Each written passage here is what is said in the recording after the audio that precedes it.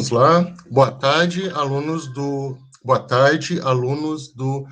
Técnico Integrado em Alimentos. Essa é uma aula de mais uma aula de Sociologia 1. Espero que todos estejam bem, firmes e fortes.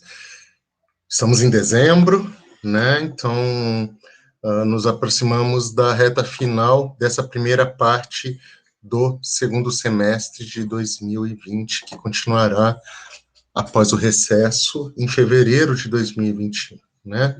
Todos terão aí o descanso merecido de um ano que provavelmente nunca mais esqueceremos em nossas vidas, né? Foi um ano histórico, literalmente.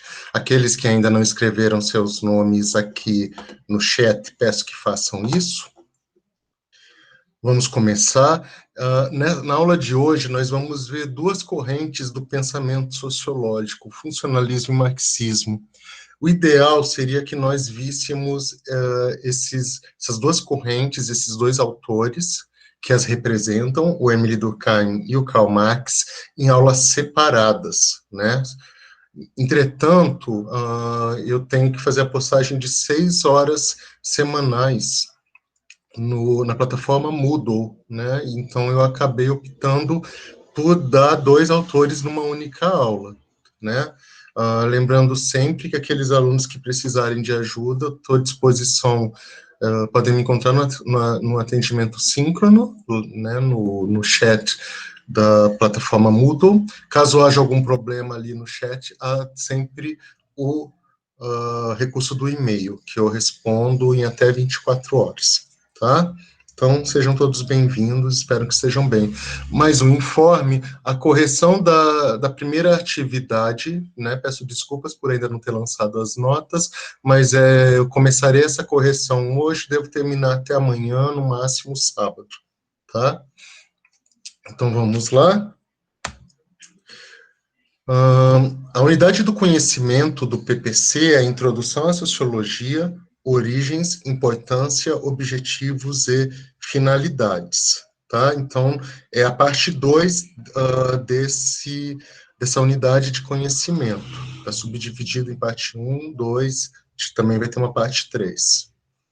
Então, na aula de hoje, nós temos essa unidade do conhecimento, cujo objetivo geral é proporcionar compreensão de conceitos funcionalistas, o funcionalismo de Émile Durkheim, e marxistas, o materialismo histórico dialético de Karl Marx. Os objetivos específicos são compreender a corrente de pensamento sociológico funcionalista. Dentro dessa corrente de pensamento, nós vamos ver os conceitos de fato social, solidariedade e suicídio.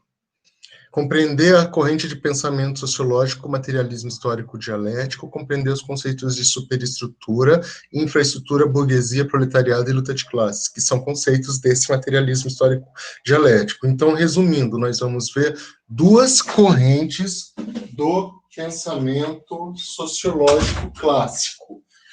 É a terceira corrente que estamos vendo. Nós já vimos o positivismo de Auguste Comte e agora nós estamos vendo funcionalismo de Durkheim e materialismo histórico dialético de Marx. Quais são os nossos procedimentos nesse ciclo, nessa semana de ANPs? Leitura de textos, visualização de vídeos, aula síncrona, que é o que fazemos agora, e a atividade escrita, na qual vocês vão escolher num cardápio aí de questões, algumas para dissertarem. Bom, Émile Durkheim é o grande sociólogo funcionalista. Ele viveu na segunda metade do século XX até meados do início do século XX. Então, entre os séculos XIX e final do século, segunda metade do século XIX e início do século XX, desculpe a confusão. Émile Durkheim, então, experienciou várias transformações que aconteciam no período de sua vida. Consolidação do modo de produção capitalista, né, a sociedade urbana industrial, conflitos, guerras, revoluções e etc.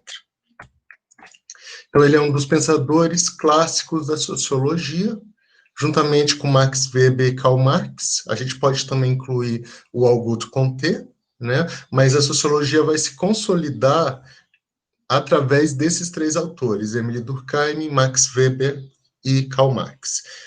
Émile Durkheim foi o primeiro professor universitário da disciplina de sociologia, lembrando que a sociologia surgiu no século XIX.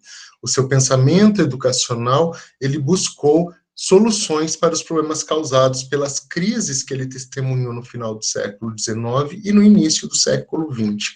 Para ele, a educação tinha uma função essencial para assegurar o bom funcionamento da sociedade. Quais são os pressupostos, os elementos do pensamento funcionarista de Durkheim que ele utilizou para compreender, explicar, né, analisar a sociedade? Então, a gente pode pensar que o funcionalismo ele foi influenciado por várias correntes de pensamento. Ele é uma corrente de pensamento influenciado por outras correntes de pensamento. Na sociologia, na história, na literatura, na filosofia, a gente sempre tem essa combinação, né, de correntes de pensamento, na qual uma corrente de pensamento, uma visão analítica, acadêmica, vai ser influenciada pelas outras. Então, quais foram as correntes de pensamento que influenciaram o funcionalismo durkheimiano, ou de Émile Durkheim? O evolucionismo de Charles Darwin. Da mesma maneira que a teoria da evolução das espécies afirmava que os seres animais e vegetais se transformam, se adaptando, né, às transformações, por sua vez, da Terra, né, as adaptações evolutivas, da mesma maneira as sociedades evoluem ao longo do tempo. As sociedades humanas, a cultura, a economia e a política também se transformariam ao longo do tempo. O positivismo de Auguste Comte, que por sua vez era influenciado pelo evolucionismo também e pela ideia de ordem e de progresso a partir da ciência. A moral, todo um sistema de valores morais, do que é certo e errado, do que é desejável, o que não é desejável, valores estéticos, valores culturais, né? Tudo isso vai construir a moral. E o papel, como eu já disse, da educação. Um conceito fundamental para compreendermos a sociologia funcionalista de Émile Durkheim é o de solidariedade social. Ele percebeu, então, ao estudar a sociedade industrial, que ele já estava percebendo no século XIX, a importância de compreender os fatores que explicariam a sociedade, ou ainda a organização social. Isto é, compreender o que garantia a vida em sociedade e uma ligação maior ou menor entre os homens. Durkheim chegou à conclusão de que os laços que prenderiam os indivíduos uns aos outros nas mais diversas sociedades, no tempo e no espaço, esses laços, essa liga, eles seriam dados pela solidariedade social. Sem essa solidariedade social, ou seja, sem esses laços, não haveria uma vida social. Quais são os tipos de solidariedade social? Mecânica ou orgânica? Bom, ainda em relação à solidariedade social, para compreendermos melhor esse conceito, vamos levar em consideração as ideias de consciência coletiva ou consciência comum e consciência individual, que também foram estudados por esse autor, por esse sociólogo. Cada um de nós teria uma consciência própria, individual, com nossas características peculiares, com os nossos traços de personalidade, com nossa memória, com nossas experiências de vida. Por meio dessa consciência individual, tomaríamos nossas decisões e fazemos, né, escolhas no dia a dia. A consciência individual, essa consciência que existe, essa personalidade individual de cada um de nós, estaria ligada, de certo modo, à nossa personalidade. Mas a sociedade não seria composta pela simples soma de homens, ou seja, pela simples somatória de consciências individuais, e sim por algo que transcende a consciência individual, que é a consciência coletiva ou consciência comum, que é uma combinação, e não uma soma, de consciências individuais, né, que são constituídas, por sua vez, pelas diferentes instituições, pelos valores éticos e morais. Então, eu não posso dizer que a sociedade é uma soma de consciências individuais, né? A consciência coletiva, na verdade, congrega as consciências individuais e todo esse mundo de valores, de formas de pensar e agir, constituídas pelo plano ético, pela moral, pelas instituições, pela educação, pela família, pela religião e etc. Então, por isso que eu não posso falar em soma, e sim que a consciência coletiva é uma combinação das consciências individuais de todos os homens ao mesmo tempo e ao longo da história e com todas essas instituições que configuram o mundo social. A consciência coletiva seria responsável, então, pela formação dos nossos valores morais, de nossos sentimentos comuns, daquilo que temos como certo e errado, honroso ou desonroso, e dessa maneira essa consciência coletiva exerce uma pressão externa aos homens no momento de suas escolhas. Essa consciência coletiva, ela se impõe a nós, né, exercendo uma força sobre nós, sobre nossas consciências individuais, em maior ou menor grau, de acordo com o tipo de sociedade, em cada momento histórico, em cada espaço geográfico. A consciência coletiva diria ao respeito, então, aos valores daquele grupo em que se estaria inserido cada indivíduo, enquanto pessoa, enquanto ser único. Essa consciência coletiva é transmitida pela vida social, de pai para filho, de geração em geração, por meio da educação, né? Então, quais são os tipos de educação? A gente tem uma educação que é familiar, essa que é realizada pelos nossos pais, ou pelas pessoas que fazem o papel dos nossos pais e nossas famílias. A gente tem a educação escolar, nós temos a educação profissional, nós temos a educação religiosa e por aí vai. Bom, todo esse processo educativo é decisivo para a nossa vida social. A soma da consciência individual com a coletiva formaria um ser social, um grande corpo social que teria e asseguraria uma vida social entre os membros do grupo. Para Durkheim, a sociedade seria uma espécie de grande corpo social, numa metáfora análoga à dos organismos biológicos, tá? Numa sociedade de solidariedade mecânica, que é um dos dois tipos de solidariedade, o indivíduo estaria ligado diretamente à sociedade, sendo que, enquanto ser social, né, cada um de nós é um ser social, prevaleceria em seu comportamento sempre aquilo que é mais considerável à consciência coletiva, e não necessariamente os seus desejos quando indivíduo. Então, na sociedade de solidariedade mecânica, que são sociedades mais simples, o desejo do indivíduo está sempre submetido à consciência coletiva. A consciência individual está sempre submetida de uma maneira bem contundente, bem forte, à consciência coletiva. Conforme afirma o grande intelectual da sociologia, Raymond Aron, em seu livro As Etapas do Pensamento Sociológico, na solidariedade mecânica, para Durkheim, a maior parte da existência dos indivíduos, das vidas das pessoas, é orientada pelos imperativos, pelas ordens e proibições sociais que vêm da consciência coletiva. A solidariedade mecânica depende da extensão da vida social que a consciência coletiva alcança. Quanto mais forte a consciência coletiva, né, nessa solidariedade mecânica, e essa consciência coletiva sempre ela é muito forte, mas ela pode ser ainda mais forte, dependendo daquela organização, daquela comunidade, daquela tribo, daquela pequena cidade, daquela sociedade. Aliás, para o indivíduo, seu desejo e sua vontade são o desejo e a vontade da coletividade do grupo, o que proporciona uma maior coesão e harmonia social. Então, na sociedade de solidariedade mecânica, existe um sentimento de pertencimento, de fazer parte de uma nação, de uma religião, de uma tradição, de uma família, de um clã. Então, seria todo um tipo de sentimento que seria encontrado em todas as consciências daquele grupo. A gente pode perceber isso em sociedades, digamos assim, como as indígenas, das nações indígenas, dos povos indígenas que existem aqui nas Américas.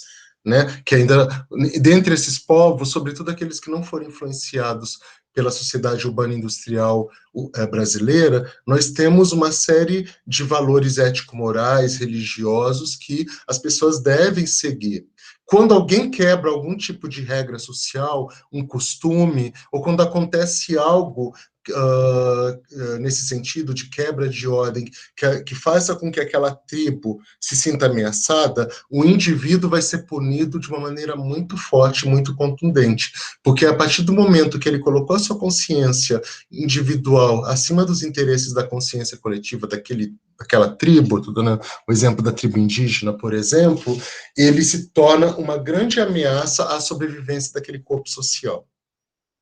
Então, vamos supor que ele quebrou uma regra em relação ao matrimônio, ele estava prometido a alguém, vamos supor que numa tribo indígena, numa nação indígena X, os casamentos, vamos supor que sejam arranjados, tá? Isso é hipotético, cada tribo indígena, cada nação indígena é complexa e única e tem seus próprios costumes, mas vamos supor que alguém que está prometido a uma jovem, por algum motivo, ele decide desobedecer e não se casar com essa jovem. Eu estou falando da tribo indígena, mas a gente pode pensar em vários tipos de sociedade de solidariedade mecânica, como as sociedades pré-capitalistas da Idade Média europeia, por exemplo, na qual os casamentos eram arranjados. Aquela pessoa que se recusa a seguir o destino que foi traçado pela consciência social, pela aquela sociedade de solidariedade mecânica, ela vai sofrer a penalidade de uma maneira muito intensa. Ela pode ser presa, banida, exilada e até executada. Já na solidariedade orgânica, a consciência individual tem mais espaço, tem maior liberdade para atuar. Essas sociedades são aquelas típicas do mundo capitalista urbano industrial, como a realidade em que nós vivemos atualmente. Para tanto, seria necessário compreender, antes de mais nada, para entender a solidariedade orgânica, a divisão do trabalho social. Então, por exemplo, na sociedade de solidariedade mecânica, a maior parte da divisão de trabalho é realizada a partir de papéis ligados ao gênero e à religião. Mulheres fazem alguns tipos de tarefa, de trabalho, e homens fazem outro, né? A gente pode pensar em sociedades, em comunidades indígenas nas quais o homem vai caçar, né, e a mulher, por exemplo, se dedica mais à agricultura, né? Ou o poder do pajé, do xamã, como um líder espiritual que vai guiar aquela comunidade, né?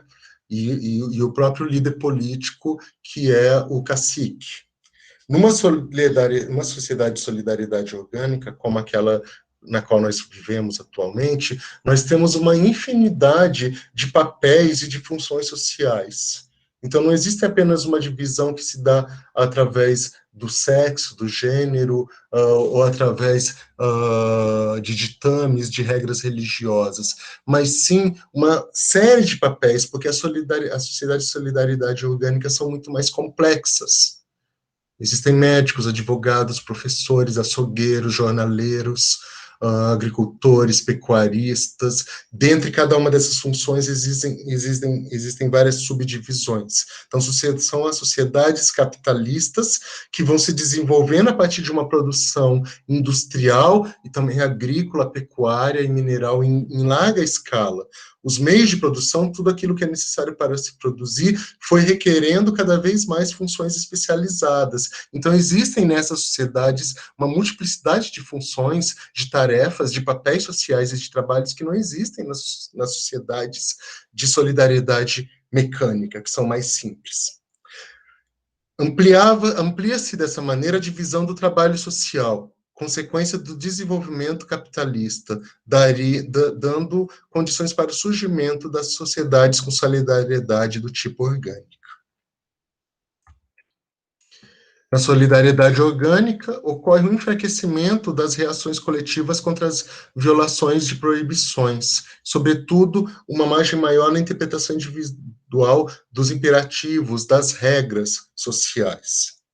Então, existem regras, existem leis na solidariedade orgânica, a gente tem aqui a justiça, o plano jurídico, os tribunais, né, os advogados, os promotores, os presídios, que permitem perceber que existem regras sociais, mas, de acordo com o tipo de regra de lei que foi quebrada, as punições elas vão variar desde se pagar uma multa ou ficar um tempo sem pegar um livro numa biblioteca quando a gente atrasa, até a prisão perpétua, a pena de morte, dependendo do país. Mas existe uma elasticidade maior no processo de obediência, de desobediência, na solidariedade orgânica do que nas sociedades de solidariedade mecânica, né? Então, nesse sentido, cada pessoa na solidariedade orgânica é uma peça de uma grande engrenagem, na qual cada uma tem sua função, né? Assim como num grande corpo, num grande organismo, né? Cada uma tem uma função, como os órgãos têm uma função no corpo, e esta última marca a sua função, o lugar da pessoa na sociedade. A consciência coletiva, na solidariedade orgânica, tem seu papel de influência reduzido, né? Como eu já disse, você tem uma liberdade maior para ser quem você é, né, para escolher a sua profissão, a pessoa com quem você quer se casar, ou se você há pessoas que não querem sequer se casar ou ter filhos hoje em dia, então você tem, digamos assim, uma mobilidade, uma elasticidade maior para você se constituir, para constituir a sua consciência individual. Então, há um espaço maior para o desenvolvimento de vários tipos de personalidade, mais livres, entre aspas. Os indivíduos se unem não porque se sentem semelhantes ou porque há uma imposição, um grande consenso, mas porque as pessoas são interdependentes, né? Aquela ideia de que cada um é uma peça da engrenagem. Agora, um outro conceito fundamental no pensamento de Durkheim é o de fato social. Nas palavras desse sociólogo, o fato social diz respeito a toda maneira de agir, fixa ou não, suscetível de exercer sobre o indivíduo uma coerção exterior, ou ainda que é geral na extensão de uma sociedade dada, apresentando uma existência própria, independente das manifestações individuais que se possa ter. Traduzindo, Durkheim define o fato social como os instrumentos sociais e culturais, todas as imposições, as normas, as maneiras de pensar e agir que são construídas pela sociedade. Tudo isso vão ser os fatos sociais, tá? Ou seja, instrumentos sociais e culturais que determinam as maneiras de pensar e agir e sentir na vida de um indivíduo ou de uma consciência individual. Assim, o fato social obriga cada um de nós a nos adaptarmos às regras da sociedade. Quais são os fatos sociais? Alguns exemplos: as normas, as regras sociais, os valores do que é certo e errado, do que é honesto, desonesto, do que é belo, do que é feio, convenções e regras que existem independente da vontade da existência do indivíduo. Já existiam antes da gente nascer, vão continuar a existir depois que nós morremos, independente do que a gente pensa ou não. Na verdade, resta a nós, desde o momento que nós chegamos ao mundo, nos adaptarmos ao mundo, e não o mundo se adaptar a gente. Quais são as características do fato social? A generalidade, a exterioridade e a coercitividade. A generalidade ocorre quando os fatos sociais são coletivos e não individuais, ou seja, os fatos sociais estão em toda a sociedade. Onde há pessoas, onde há seres humanos vivendo em sociedade, existe essa característica do fato social, a generalidade. O fato social está em toda a parte, em todo lugar, em toda a sociedade. Outra característica do fato social é a exterioridade. Denomina os fatos sociais como sendo exteriores ao indivíduo, e já estão aqui antes mesmo de nós nascermos, tá? Daí, nós como indivíduos, no processo de educação familiar, escolar, profissional, religiosa, etc., nós vamos internalizar o que é externo a nós, né? Essa exterioridade, ela vai sendo, digamos assim, internalizado, nós vamos aprendendo, isso vai se tornando parte da gente. O que é exterior se torna interior. E a coercitividade. Coercitividade está relacionada à imposição de algo a alguém, né, que é obrigado a seguir algum tipo de regra, algum tipo de convenção, algum tipo de padrão cultural. Então, a coercitividade está relacionada ao poder ou à força que os padrões culturais de uma determinada sociedade impõem às pessoas, aos integrantes, a cada uma das consciências individuais. Essa característica obriga os indivíduos a cumprirem os padrões culturais e sociais, as convenções, né, os costumes, os hábitos enraizados, com os quais nem sempre nós estamos de acordo. Então, alguns exemplos dos fatos sociais: tomar banho, pagar imposto, ir aos encontros sociais, fazer compras, assistir a uma webconferência, a uma aula de sociologia, né, uma ANP, isso tudo são fatos sociais.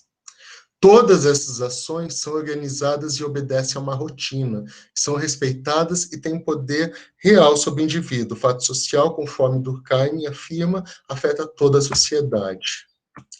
Outro conceito importante é o de anomia social, que é um momento quando caracterizado, por exemplo, numa crise econômica ou numa pandemia, como a que nós estamos experienciando, uma crise sanitária, a anomia é caracterizada pela falta de disciplina e de regras que orientam a sociedade. Isso cria um estado de desarmonia entre os sujeitos, entre cada pessoa, entre os indivíduos e a coletividade e a sociedade como um todo, gerando, por exemplo, a criminalidade e o suicídio. Durkheim dedicou muito do seu tempo, de sua vida, pesquisando o suicídio como um fato social e tentando explicar as características do suicídio, percebidos, assim como a criminalidade, como patologias, doenças sociais, que são, por sua vez, uma forma de manifestação dessa anomia, desse estado de crise, de crise de valores éticos, morais, né, de falta de disciplina e de regras.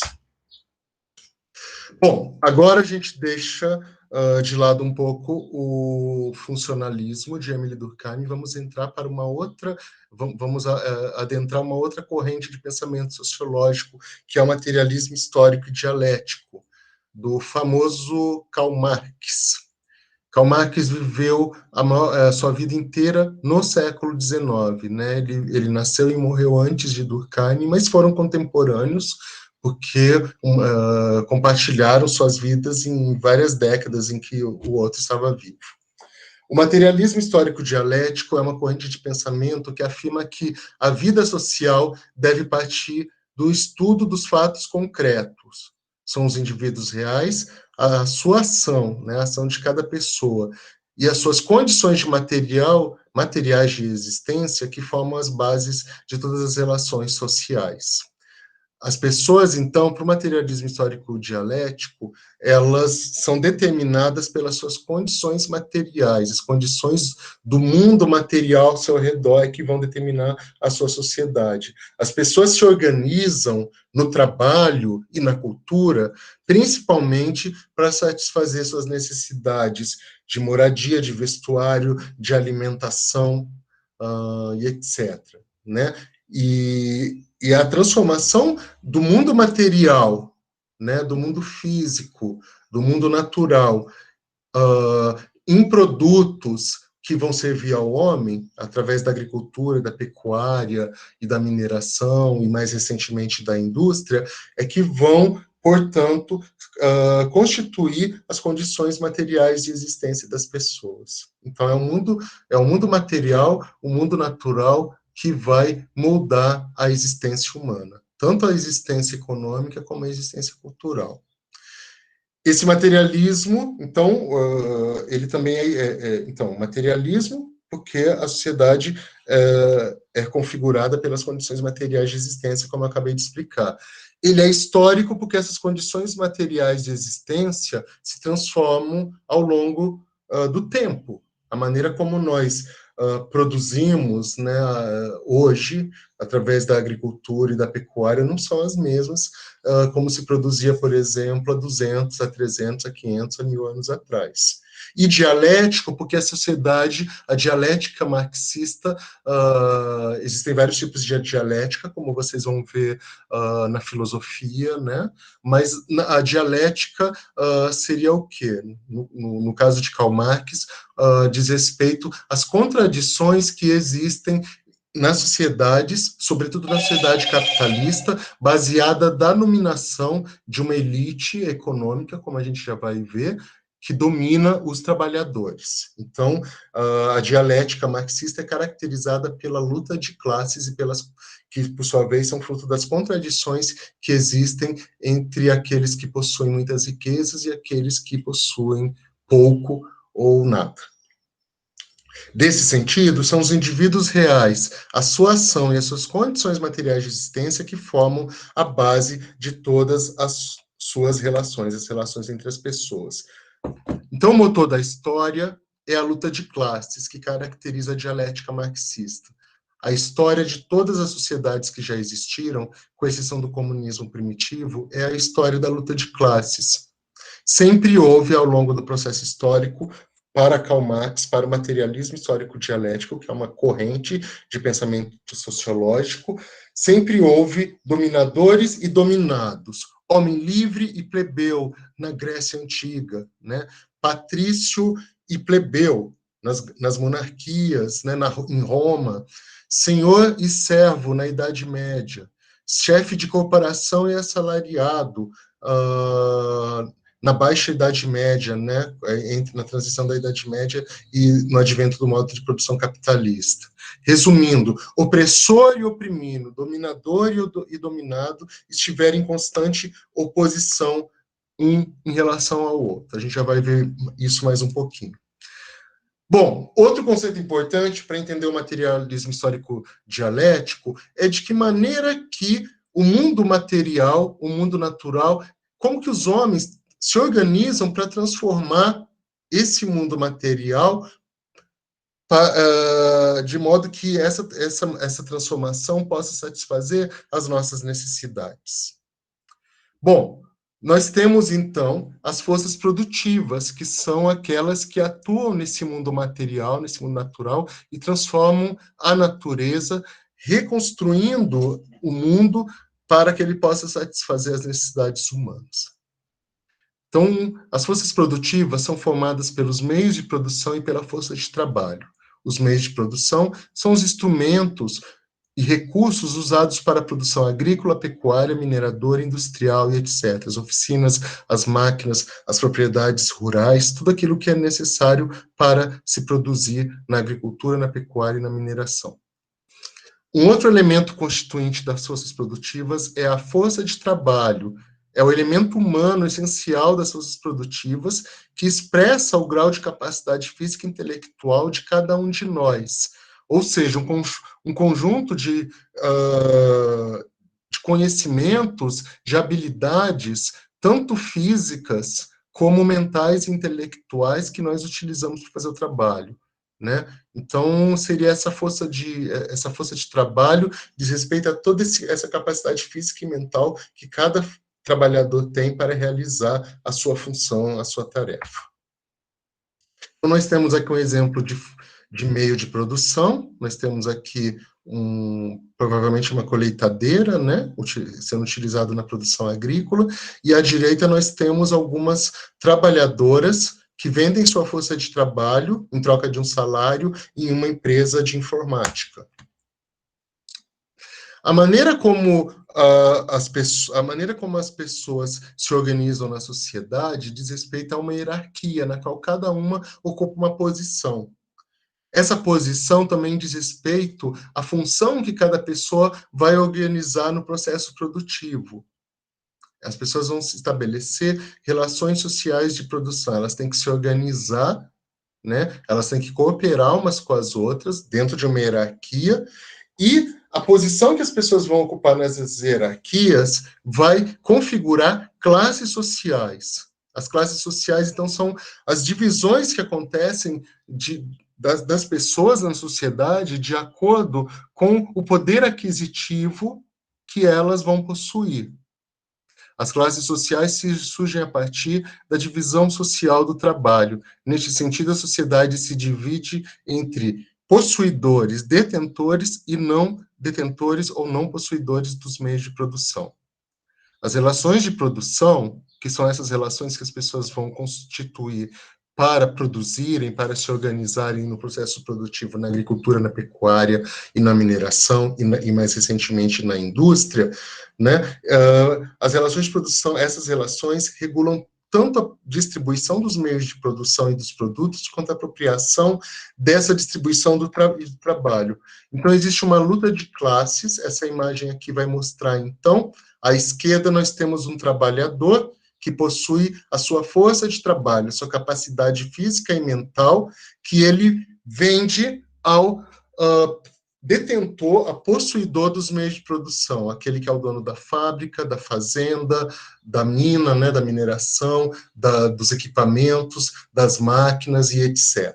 Então, esses são os meios de produção que o grande empresário capitalista vai possuir, as elites econômicas, no modo de produção capitalista que foi analisado por Karl Marx. O trabalhador vende, portanto, sua força de trabalho em troca de um salário. Ele vende uma parte do tempo dele para o empresário. Então, vamos supor que a gente trabalhe numa fábrica de chocolate. Então, nós temos essa fábrica de chocolate, nós vendemos a nossa força de trabalho, e nós, dentro das nossas diferentes funções que a gente vai exercer dentro dessa fábrica de chocolates, vamos pensar que, em média, nós recebemos, em média, né, porque cada um de nós vai ocupar funções diferentes, vamos supor que a gente receba R$2.000 por mês como salário. Entretanto, esse salário, que é pago pela nossa força de trabalho e pelo tempo que nós nos dedicamos à fábrica, né? Porque vamos supor que eu entre numa fábrica às 8 horas da manhã e saia às 17 horas, 8 horas, descontado 1 hora de trabalho, durante essas 8 horas que eu estou na fábrica, eu não pertenço a mim mesmo, eu estou vendendo a minha força de trabalho, eu não posso simplesmente me retirar sem avisar os meus chefes, meus encarregados, meus superiores, porque eu estou, sob força de um contrato, vendendo a minha força de trabalho para essa empresa. O que eu faço depois, na minha vida particular, é problema meu, né, desde que não atrapalhe a minha vida profissional. Então, eu recebo esses R$2.000 em troca da minha força de trabalho e do meu tempo, o tempo social necessário para se produzir chocolates, só que cada um de nós, nessa fábrica, dá um lucro, produz uma riqueza, aliás, de R$10.000 para o presidente dessa fábrica, para o grande capitalista. Desses R$10.000 que eu produzo, ele tira 2.000 para pagar o nosso salário, tira, sei lá, mais uns 2.000 que ele utiliza para manutenção das máquinas, para matéria-prima, para o cacau, para o açúcar, para tudo aquilo que é necessário para as embalagens e etc. Né? E outros produtos que vocês que estão fazendo alimentos, outros recursos, insumos, vocês conhecem isso melhor do que eu, e vamos supor que no final disso ainda sobram R$6.000.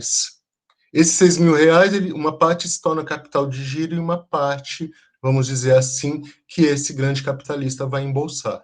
Né? Ele vai pagar outras pessoas, eu estou fazendo uma simplificação um tanto grosseira, mas a gente pode perceber que ele vai, segundo Marx, se apropriar, o grande capitalista, que é o detentor dos meios de produção, ele vai, digamos assim, se apropriar de uma riqueza muito maior do que aquela que ele paga para o trabalhador que vende sua força de trabalho.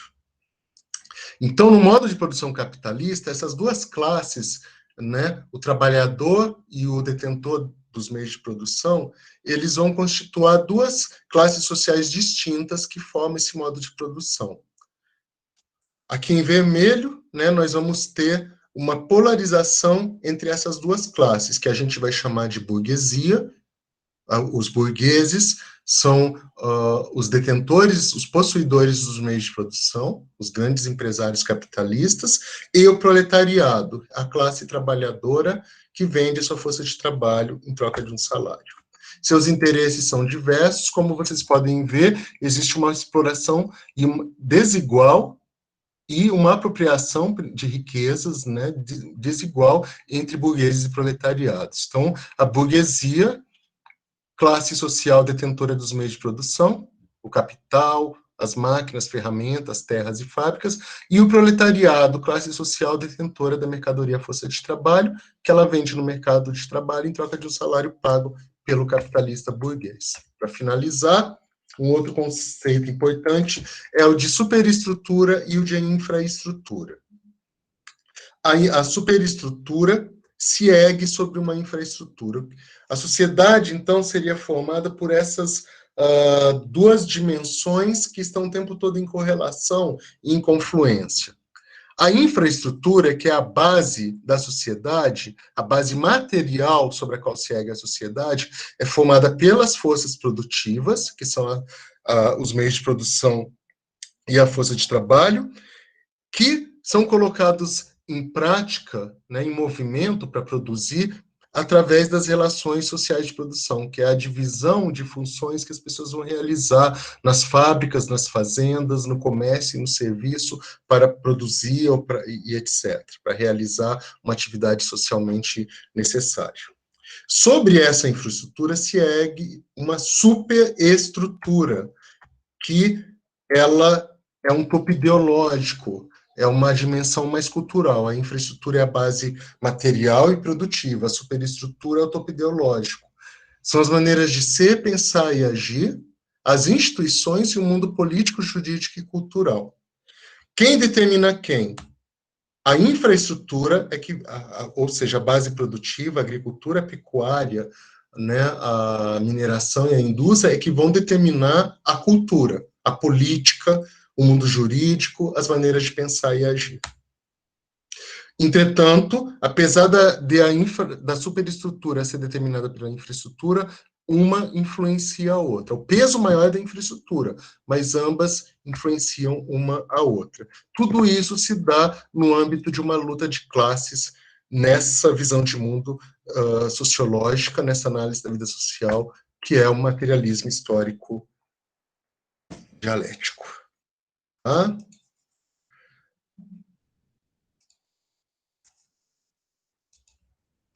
Temos ainda 18 minutos.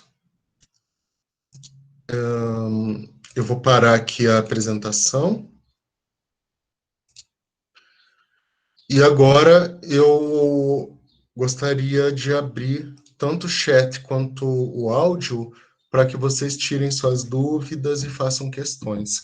Lembrando que para quem chegou depois, os trabalhos, a correção começa hoje, né, deve se prolongar entre amanhã, chegando até sábado, dos trabalhos que já foram entregues, que eu estou devendo a nota para vocês. Alguma dúvida, algum comentário, alguma coisa que não ficou clara? Legal, Isabela. Então, que bom. Então, os textinhos, né? Gostaram dos vídeos? Já assistiram os vídeos também? Obrigado, Ana Luísa. Valeu. Sim, os vídeos do Moodle, Ciane. Tem se eu não me engano, é um videoclipe de uma banda de heavy metal alemã, o Rammstein, que faz uma releitura da história do conto de fadas da Branca de Neve e Sete Anões. Esse é para vocês correlacionarem com as ideias de Karl Marx, do materialismo histórico e dialético, a questão da burguesia, do proletariado, da dominação nas classes sociais, né? O que a Branca de Neve metaforicamente representa ali, o que os Sete Anões representam.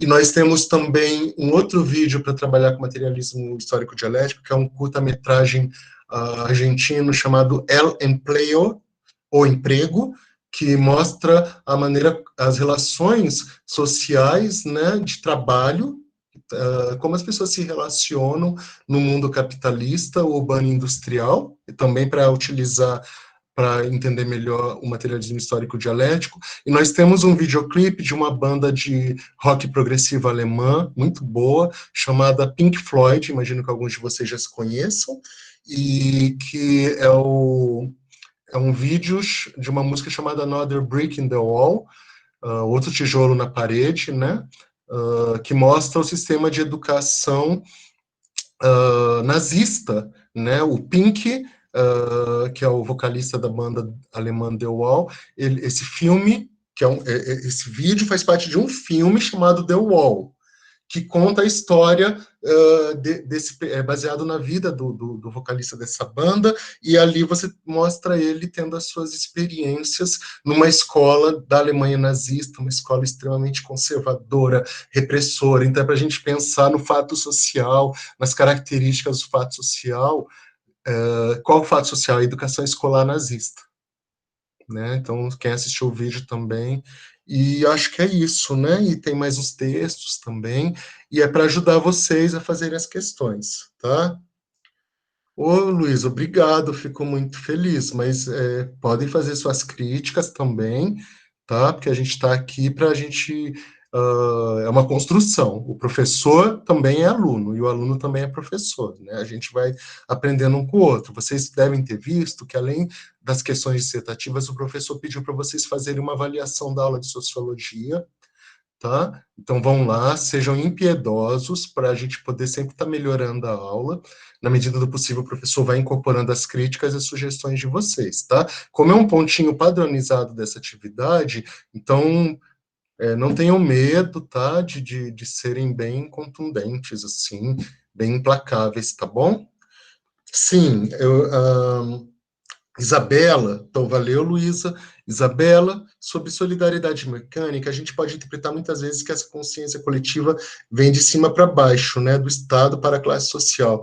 Muito bom, Isabela. As grandes instituições, né, e o próprio Estado, que é o conjunto. O que é o Estado? Né? A gente vai ver isso nos próximos anos, mas já adiantando, o Estado, esse Estado com E maiúsculo, é o conjunto de instituições que organizam, estruturam, né, e estruturam uma sociedade. Então, o grande Estado, o Estado brasileiro, é formado pelo sistema de educação, de saúde, de habitação, pelos poderes executivo, legislativo e judiciário, a economia, né? Tudo isso vai formar o Estado. E é claro que nós, cidadãos comuns, a gente vai sofrer muito mais influência do Estado sobre as nossas vidas, todas as regras sociais. Vamos pensar na sociologia do Durkheim, que a gente tem aqui duas correntes de pensamento, que para Durkheim a sociedade é um grande corpo social, harmônico, né?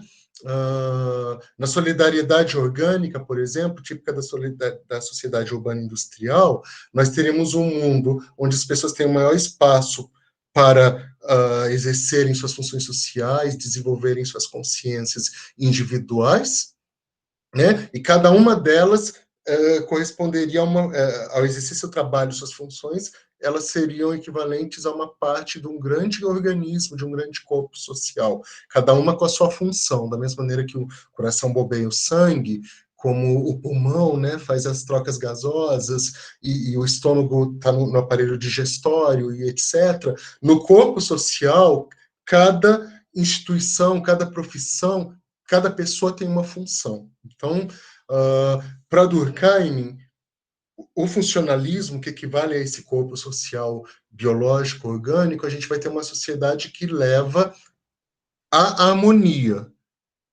Ela tem problemas. Quais são os problemas? As patologias, como a criminalidade, né, e o suicídio e outros problemas sociais. Mas para Durkheim, a sociedade tende à harmonia. Para Marx, não. A sociedade é desarmônica, é contraditória e desigual. Né? E Karl Marx, que é, inclusive, hoje em dia, até falar em Karl Marx se tornou muito polêmico por causa dessa polarização política que a sociedade está vivendo atualmente. A sociedade não só era muito crítico do capitalismo, da exploração que existe no capitalismo, apesar dele ver os aspectos positivos do capitalismo, que é um grande progresso em relação à pobreza que existia na Idade Média, porque o capitalismo gera uma riqueza como a humanidade nunca criou antes, e pode ser dividida. Mas para ser dividida, para ele tem que quebrar o capitalismo e criar um mundo onde não existe mais a propriedade privada dos meios de produção, e sim uma propriedade coletiva dos meios de produção, que é o que ele vai chamar de socialismo. Né? A Rússia, Cuba, China e alguns países tentaram o socialismo, mas até hoje nenhum país realmente fez um socialismo de verdade. O que aconteceram foram tentativas. Então, agora voltando à questão, Isabela, eu consegui explicar bem? Né? Então, a gente vai sofrer de uma maneira muito mais autoritária aqui a Isabela fez outro comentário.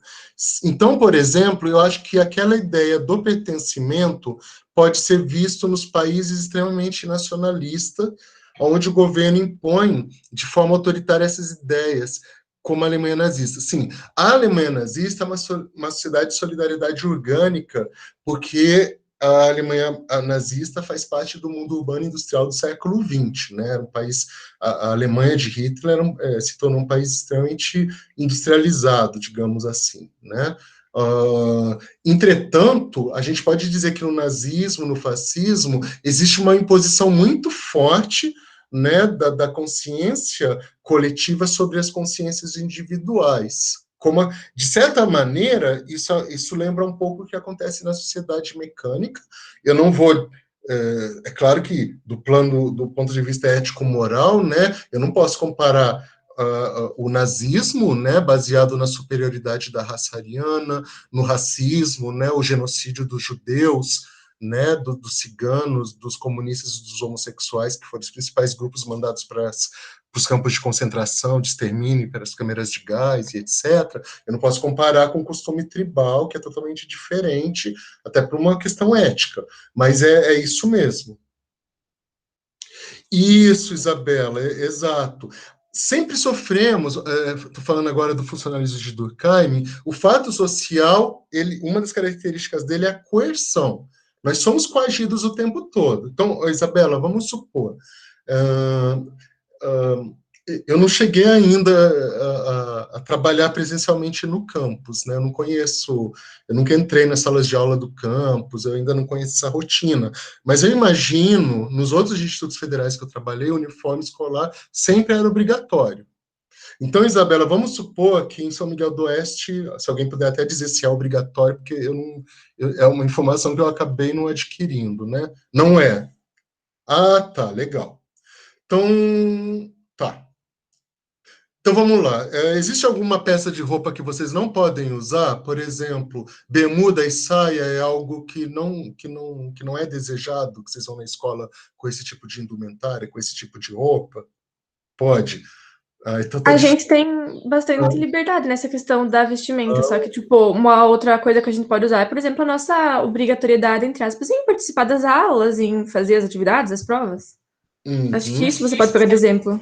Perfeito. Olha, então, em relação a essa questão das peças de vestuário, indumentária, a coerção ela é muito menor porque vocês têm uma maior elasticidade para poderem exercer a consciência individual e poderem até dessa maneira ir à escola e mostrando mais da individualidade de vocês. Porque o uniforme escolar, se por um lado ele diminui as diferenças sociais entre os mais ricos e os mais pobres de uma escola, porque todo mundo vai usar basicamente a mesma roupa. Por outro lado, limita a possibilidade de vocês exercerem, demonstrarem a individualidade, né, os traços de cada um. Então, a gente pode pensar que, nesse sentido, no Campo São Miguel do Oeste, a coerção social em relação à indumentária ela é mais leve, é mais elástica. Entretanto, o exemplo da prova que você acabou de falar, todo mundo tem que fazer uma prova de uma disciplina, ou um trabalho, uma atividade avaliativa. Se você não fizer, né, ninguém vai pegar e levar vocês lá no pátio e dar uma bronca em vocês na frente de todo mundo, como aconteceria, de repente, num outro tipo de sociedade, numa outra situação. Mas você vai ficar sem nota e poderá perder, de reprovar naquela unidade curricular, naquela matéria, naquela disciplina. Então, é essa coerção que você vai receber, o fato social. Qual é o fato social? As avaliações, as provas, trabalhos, etc. Eu tenho que fazer. Eu tenho que fazer porque é uma coerção, são as regras que existem dentro de uma escola, dentro de um jogo de poder que existe lá dentro, em qualquer escola, em qualquer instituição, em qualquer instituto. Existe a generalidade, porque as avaliações, elas existem para todos, tá bom? Então, coercitividade, generalidade, tá faltando uma regra, desculpa, gente, o tic e teco não está nem funcionando direito. Generalidade, coercitividade e exterioridade, porque isso é algo exterior a vocês e vocês têm que incorporar e internalizar, que é o ato de fazer prova. Desculpe aí, gente, mas eu tive um pequeno branco aqui. Então, nesse sentido, todos nós somos coagidos, tá? É um pertencimento forçado, mas isso vai variar de acordo com cada cultura e etc. Eu já trabalhei em institutos federais em que os alunos, por exemplo, eles até a cor da meia era verificada, ou até não podia se usar chapéus ou bonés ou boinas, por exemplo, em sala de aula. Né? Então, o código de vestuário vai se modificar de acordo com cada situação, ou seja, usar roupa, né? Um fato social. Você estudou, Evelyn? Quando eu estava no ensino médio, eu também estudei numa escola assim. Era uma escola aqui no interior de São Paulo, e eles pediam para a gente erguer a calça do uniforme. Era todo uniforme. Eu até podia usar jeans, mas tinha uma camiseta, e eu tinha que. Ou era jeans, era uma espécie de abrigo lá, um moletom de uma cor específica. E se a nossa meia branca não estava visível, a gente erguia. Se eu estivesse com uma meia, desculpe, preta ou cinza, eu tinha que dar meia volta, ir para casa, trocar de meia e voltar para a escola. E ainda podia levar uma advertência, né? Tudo isso são fatos sociais. A Luísa, tudo isso é feito, pois uma sociedade generalizada é mais fácil de ser controlada e compreendida pelo Estado. Sim, o Estado, digamos assim, se por um modo ele é necessário, porque ele organiza, ele administra e estrutura a sociedade, é uma outra característica do Estado, o Estado com E maiúsculo que eu estou falando, né? Se isso é necessário, por outro lado, isso vai acontecer através de mecanismos de controle social, no qual a consciência coletiva, que também se manifesta pelo Estado, vai exercer esse controle em nossas vidas, entendeu? Então, você pode até desobedecer algumas regras, como não fazer uma prova, não ir à aula, mas você vai sofrer as sanções dentro dessas 3 características do fato social. Então, sim, né? Há um mecanismo de controle social em qualquer sociedade. Em algumas sociedades, isso é feito de um modo um pouco mais democrático, né? Vamos pensar no Canadá, por exemplo, e vamos pensar em uma ditadura militar como essas que ocorrem em países subdesenvolvidos da América Latina e da África de tempos em tempos, né? Isso vai variar de acordo com cada momento histórico, né? Mais alguma dúvida ou comentário? Obrigado pela participação, estou muito feliz de estar vendo esses comentários, tá?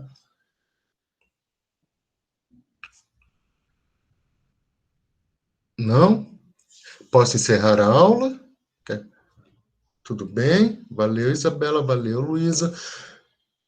Muito obrigado pela participação. Eu não sei se eu deixei de ler algum comentário aqui de algum de vocês.